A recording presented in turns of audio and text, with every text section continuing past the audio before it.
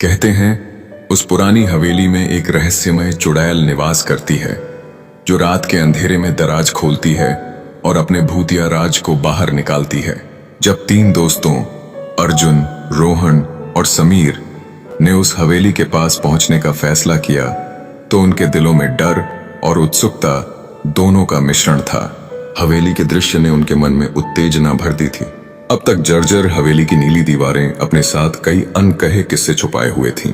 जैसे ही वे हवेली के अंदर दाखिल हुए, पुरानी दीवारों से आती ठंडक और हवा में खेलते पत्तों के सरसराहट ने उनकी नसों में सिहरन भर दी। रोहन ने कहा, यहाँ कोई नहीं है, बस एक पुरानी हवेली है। लेकिन उसके शब्दों में खुद का विश्वास नहीं था। अर्जुन ने टॉर्च जलाई और धीरे धीरे आगे बढ़ा। जैसे ही उन्होंने पहला कमरा पार किया, अचानक एक दराज अपने आप खुल गई और ठंडी हवा का झोंका उनके चेहरे पर महसूस हुआ। एक अजीब सी खामोशी चारों ओर फैल गई।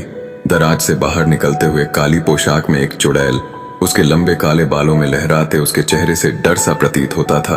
अर्जुन ने फुसफुसाते हुए कहा, क्या यह असली है? चुड़ैल की धीमी हंसी उनके मन में डर को और भी गहरा कर देती है। जैसे ही चुड़ैल ने उन्हें घूरा, रोहन और समीर दहशत में भागने लगे। चुड़ैल उनके पीछे धीरे धीरे उड़ने लगी और कमरे की दीवारें अजीब तरीके से बदलने लगीं। दराज अपने आप खुलते बंद होते रहे और तीनों दोस्तों ने अगली कमरे में भागने की कोशिश की। उनकी सांसें तेज हो रही थीं। अर्जुन की नजर एक पुरानी किताब पर पड़ी, जो फर्श पर गिरी हुई थी। जैसे ही उसने किताब खोली, वह चुड़ैल ठिठक गई, उसकी हंसी थम गई और वह धीरे धीरे अदृश्य हो गई।